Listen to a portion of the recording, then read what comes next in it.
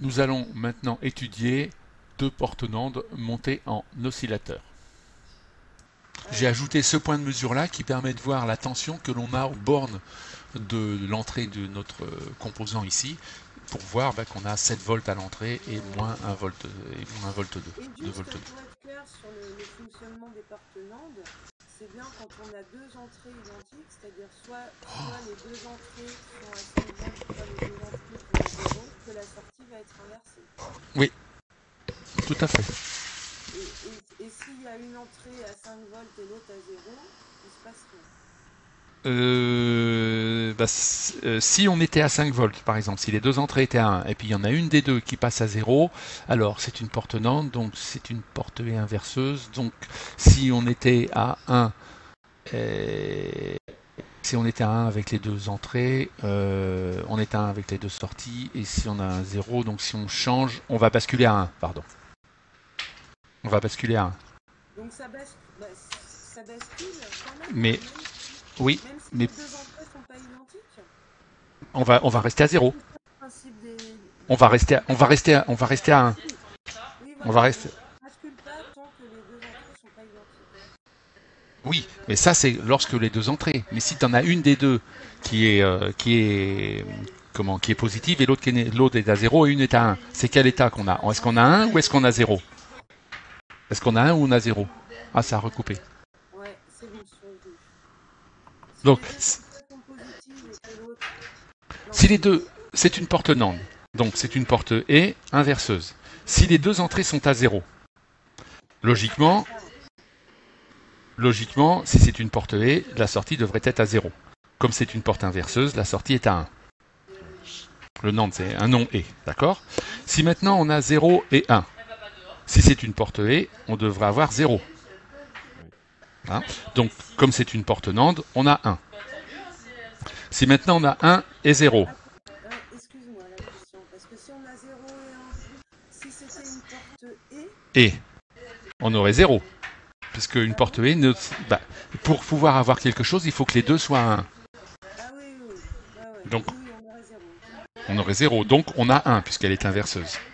Si on a 1 et 0, c'est la même chose que celui du haut, on a 0, puisqu'on a une des deux entrées qui est à 0. Donc, la sortie, c'est à 1. Si maintenant on a 1 et 1, la sortie, si c'est une porte E, elle est à 1. Donc si on a un 1, comme c'est une porte inverseuse, on a 0. Ouais, ouais. Donc le changement d'état ne s'opère que le changement d'état ne s'opère que si toutes les portes sont à 1. Sinon, on reste dans les et on sera à 0. Sinon, on va rester. Toutes les entrées sont à 1. Sinon, on est à et on aura 0. Sinon, on a un 1 en sortie. Ça vaut pour une porte NAND. Ouais. Donc c'est la différence entre les deux portes qu'on a sous les yeux. Il y en a une qui a une entrée qui est toujours à 5 volts, l'autre qui Oui, oscille qui pour la voilà. première L'autre qui et l'autre, oscille, voilà, la deuxième, elle a toujours les deux entrées à la même tension. voilà. Oui, comme elle a les deux entrées à la même tension, elle est inverseuse. Hein, puisque si on a 0, on a 1, si on a 1, on a 0. Celle-ci, là, quand on a 1, quand on est à 1 ici, le fait d'avoir 0 ou 1 sur cette porte-là va nous faire basculer la sortie entre 0 et 1. Ouais. Elle est inverseuse, elle aussi. Oui, elle est inverseuse elle aussi, bien sûr. D'accord. La difficulté avec ça, c'est qu'on va avoir, alors je vais supprimer des plots parce que sinon ça va être un peu le bazar. Voilà.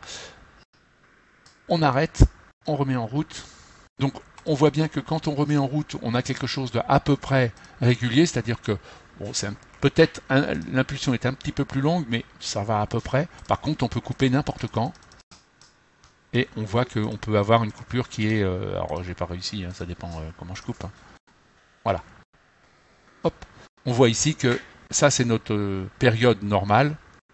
Et ici, on a une toute petite période haute parce qu'on a coupé, hein, alors qu'il venait de s'établir, on a déjà coupé. Donc on n'aura jamais une impulsion finale très correcte. Si on devait avoir quelque chose d'important à mesurer avec ça ou à faire avec ça, il faudrait qu'on ait un autre dispositif qui soit sûr que l'alternance se termine complètement avant de s'arrêter.